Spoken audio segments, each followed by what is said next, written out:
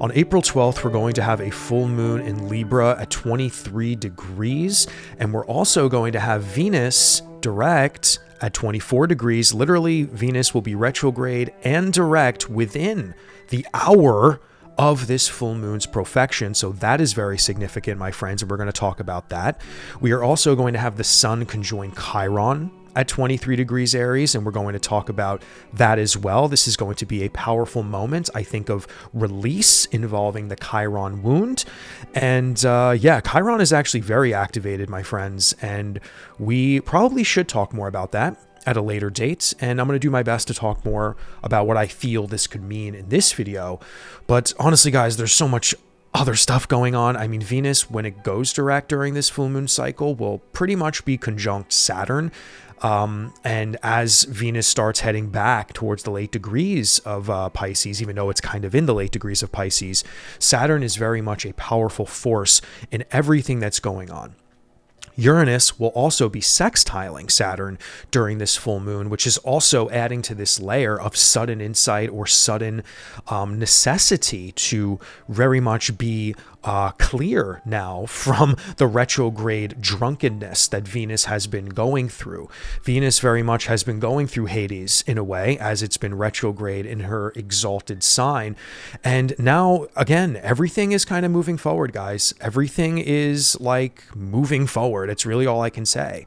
Mercury has been direct, honestly, since about, what, April 7th? Mercury will have been direct by that point. And Mars, another massive player we have to talk about, guys. Mars will be squaring this full moon essentially from start to finish. Mars, I think, will be around 27 degrees at the time of this full moon. The full moon is happening at 23 degrees. So as the moon profects and moves on a couple of hours later, we're going to have a massive square from Cancer to that moon. And the moon is ruled by Cancer, obviously.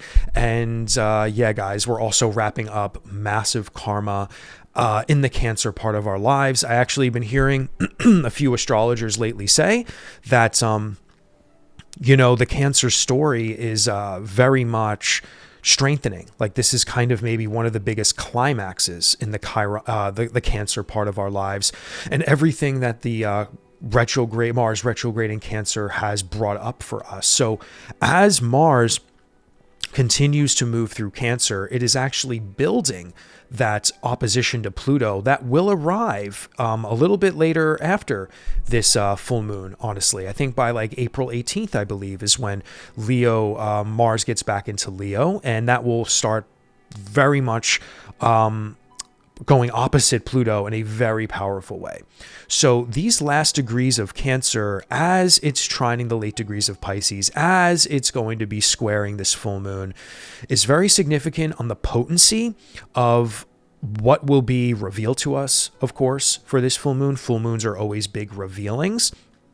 Sometimes those revealings are big, eventful, and sometimes those revealings are just within our intuitive senses. They could be deep knowings. They could be something more silent, you know? So again, it really just depends on who you are, what's your karma, this, that, and the other thing. On the world stage, of course, we're seeing a lot of stuff play out, so we really don't know like exactly what will be revealed in a big way, because every day, for example, in like global politics, geopolitical matters, war stuff, or United States politics, which seems to be the flavor of every single day of craziness. So we don't really know what this Libra stuff's going to be all about, except we have to look at what the archetype of Libra is all about. We have to look at what Mars in Cancer is all about.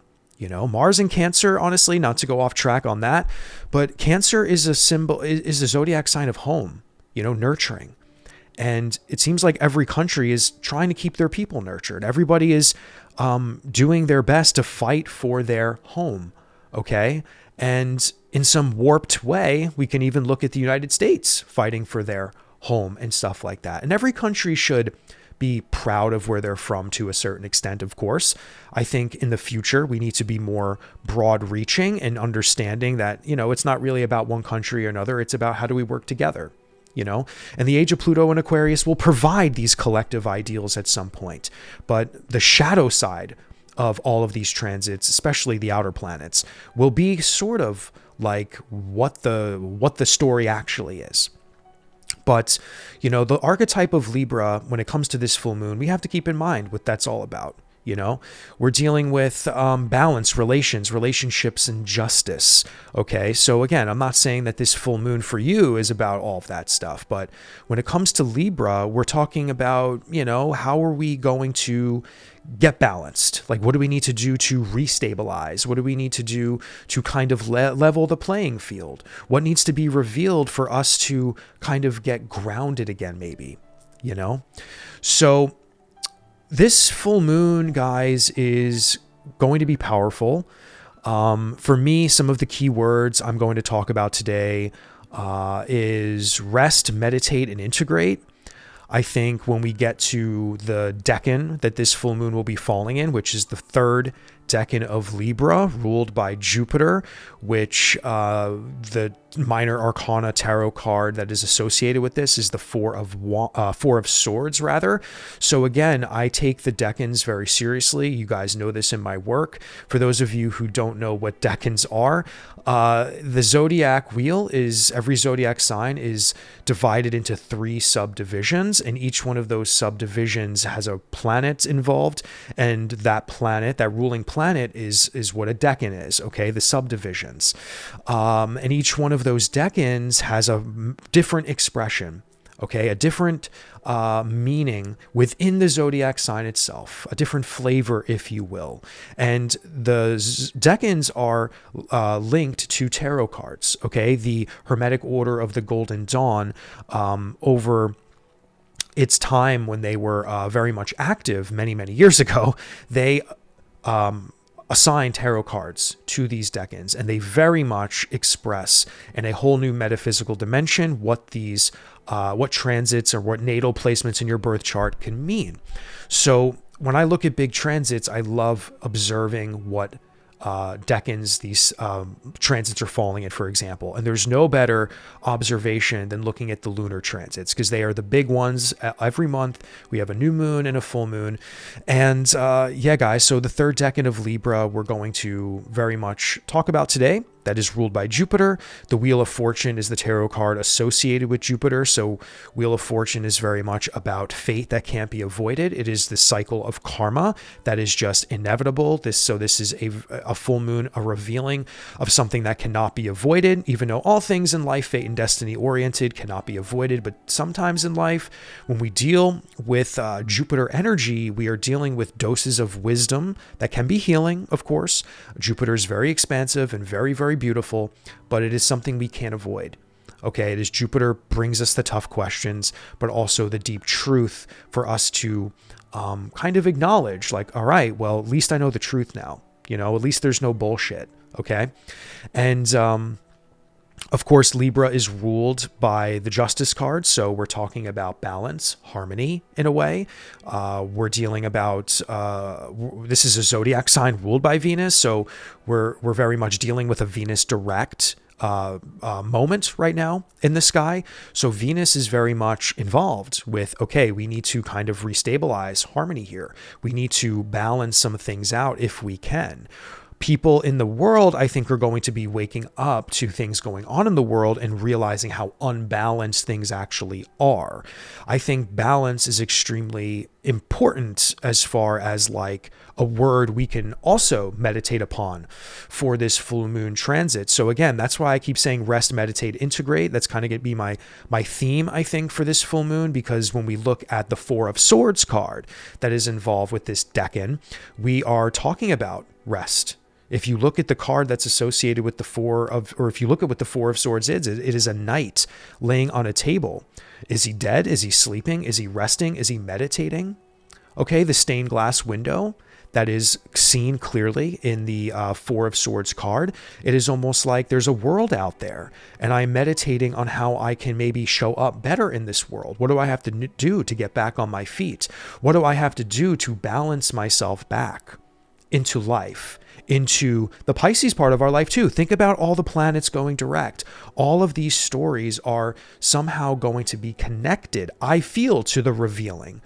Okay? Because all of astrology is interconnected. What if we go through something in the Libra part of our life that may still have something to do with whatever else is going on in our life too? It is just the full moon is activating in a more potent way in that part of our life that, you know, very much can start painting a bigger story of like, okay, well, if I really do rest and meditate and take a moment in this part of my life.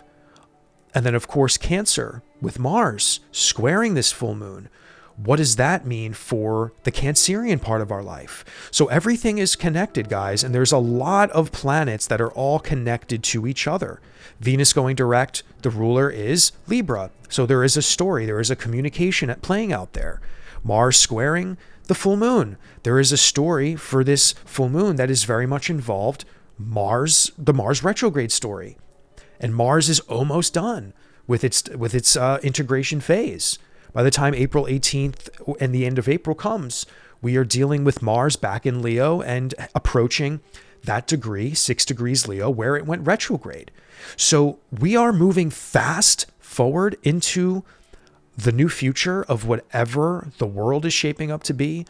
And of course, in all of the stories we've been going through with the retrograde stuff, everything is starting to sober up.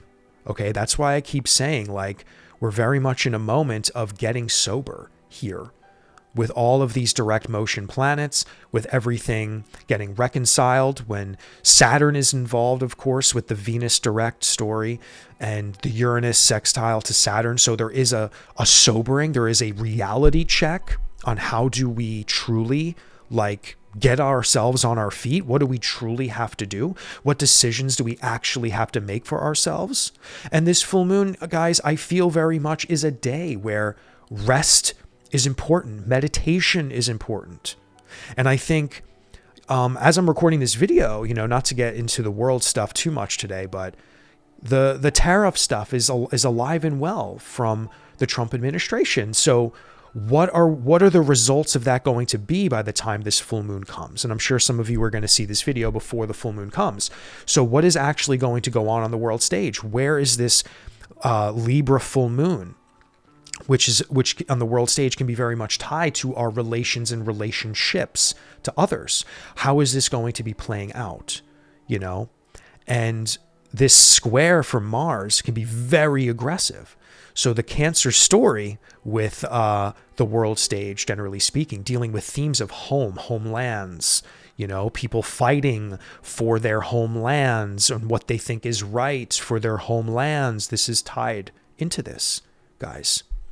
So before I begin, my friends, one, I hope if you, well, first of all, thank you for watching this video and thank you for supporting my work. And if you are new to the channel, I would love if you can consider subscribing to the channel, hitting that notification bell, leaving a comment. And yeah, I mean, all of that stuff really helps the channel's growth, guys. And we've been seeing nothing but beautiful growth here on the channel.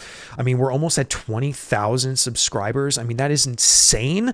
And if you are new and want to help get to 20,000, not that like subscribers are important, guys, but I mean, I don't know. It's kind of fun when you look at numbers, and I'm kind of a numbers guy sometimes. And I'm like, dude, that's crazy. How are we almost at 20,000 subscribers? That's absolutely incredible. And I'm just so glad that my work and my insights and my teachings are reaching so many of you. And yeah, so if you're new, maybe consider subscribing. If you want to learn anything else about me, links are down below. You can go to my website. You could book a 90-minute Zoom reading with me. I think April is all booked up right now.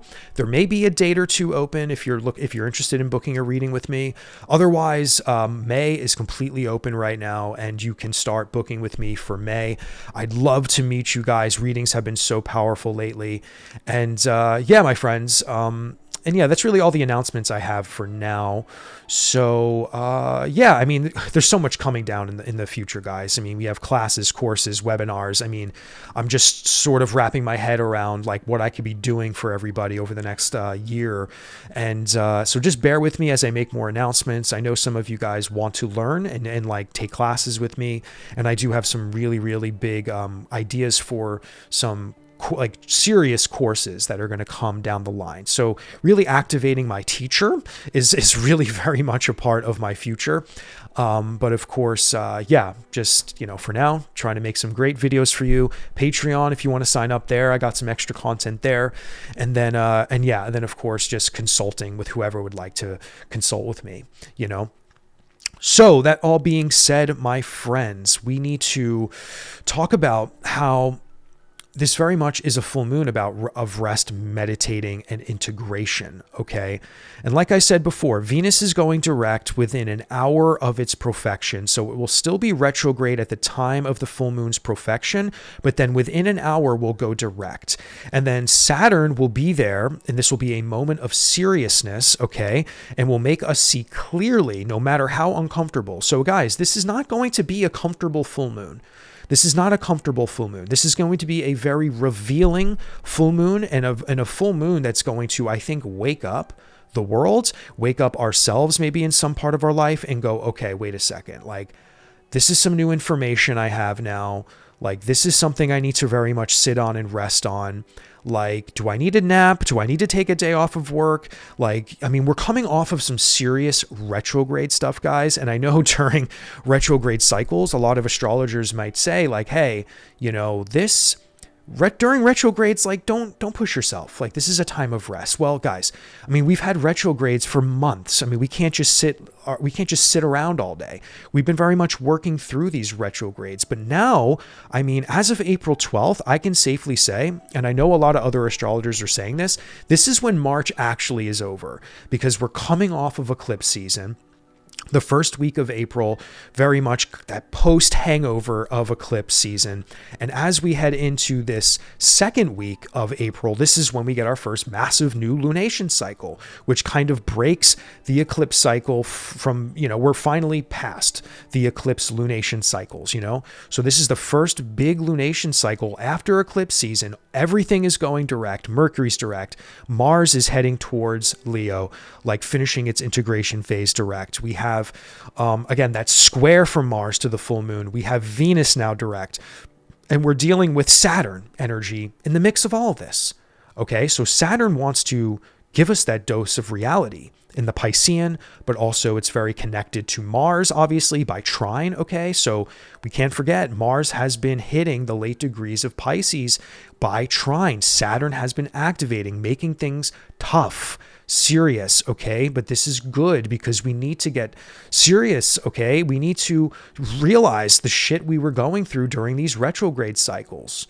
Okay, and now this full moon in Libra, the Libra part of our life is activated once again after going through massive Libra eclipses for the last couple of years. But we have this lunation cycle, okay, that is now falling in this third decan of Libra, guys. So, and again, the reason why rest, meditate, and integrate is so important is because I take the decan so seriously.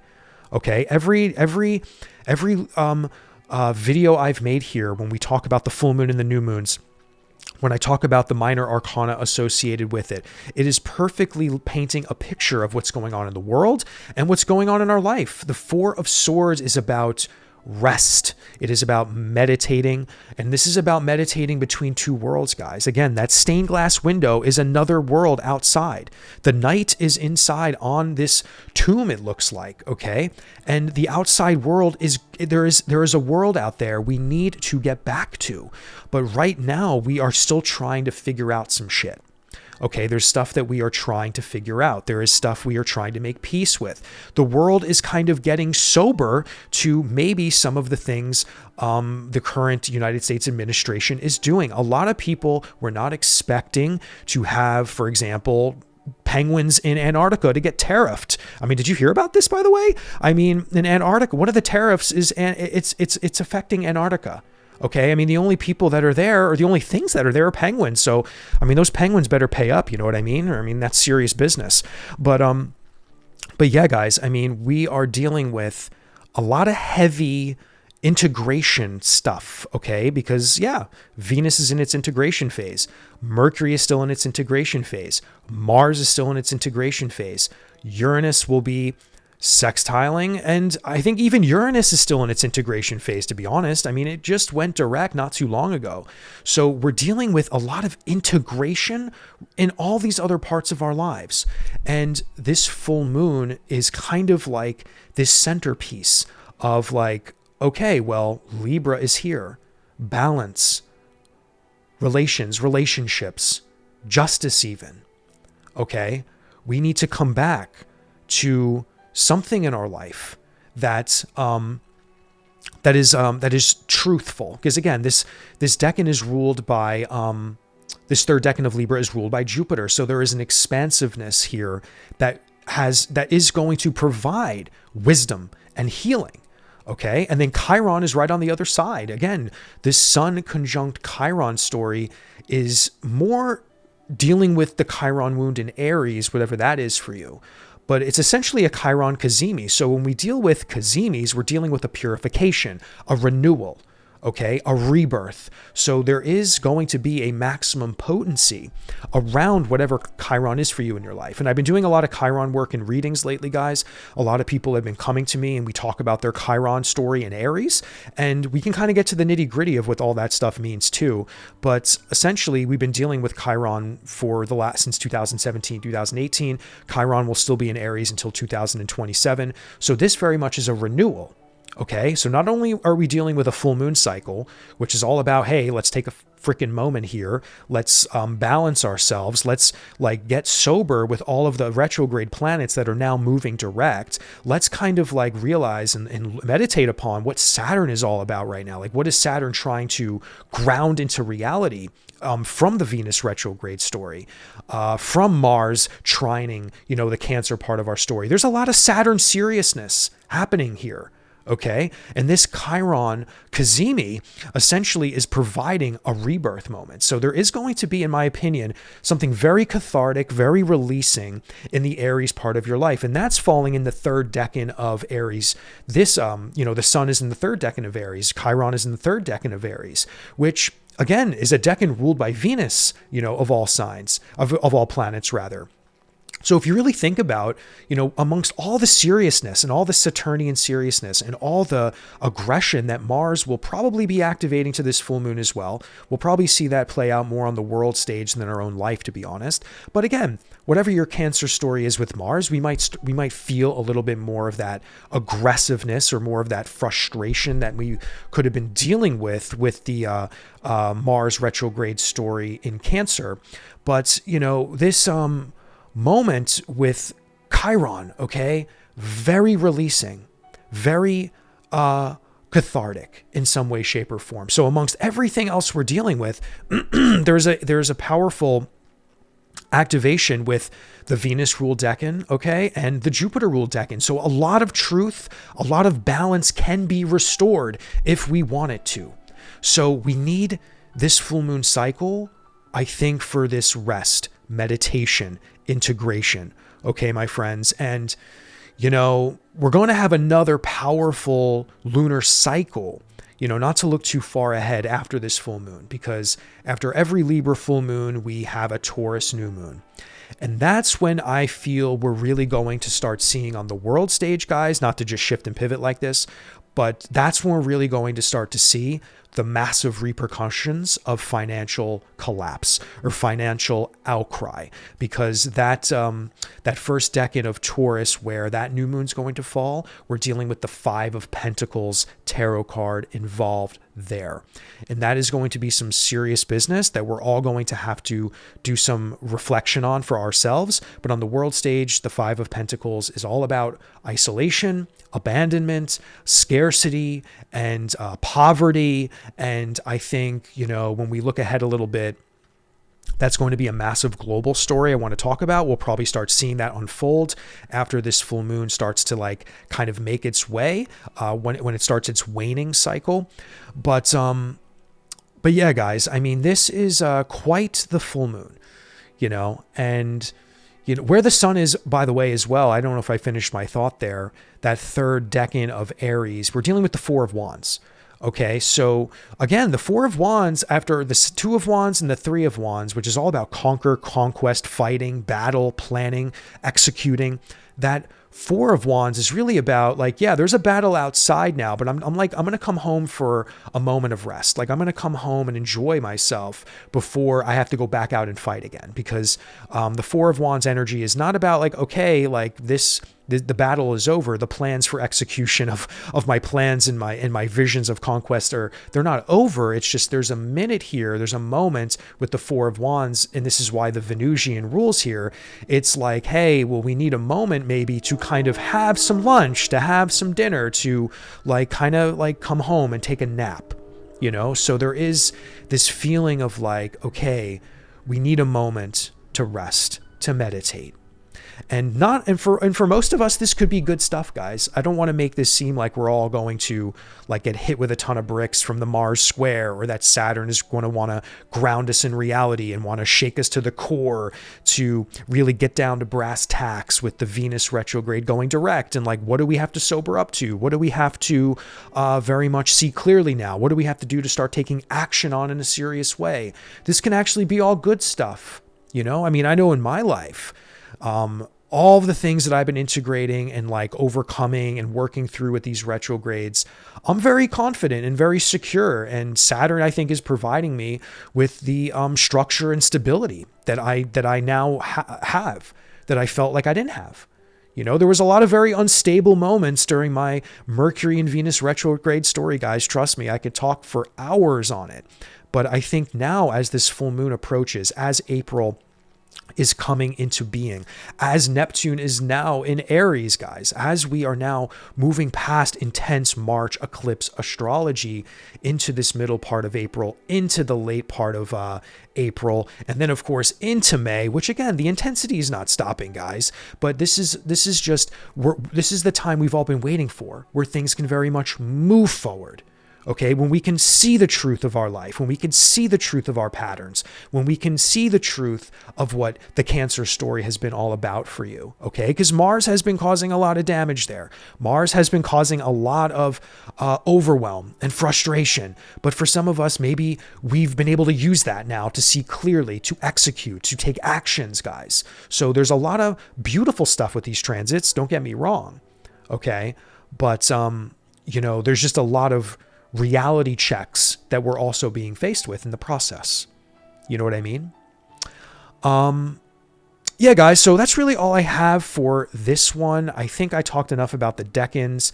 If you want to learn more about some of the decans involved with this full moon, I will be making a piece of content for my Patreon within the next couple of days. Maybe it's already out on Patreon now, but go check out my Patreon. You could sign up for $3 a month, guys. So, you know, because again, I'm going to dive maybe a little bit deeper on Patreon when it comes to the decans and get a little bit more like zeroed in on it if you guys would like. But other than that, that's all I have for you for this one. I hope you enjoyed. And yeah, I'll see you in the next video.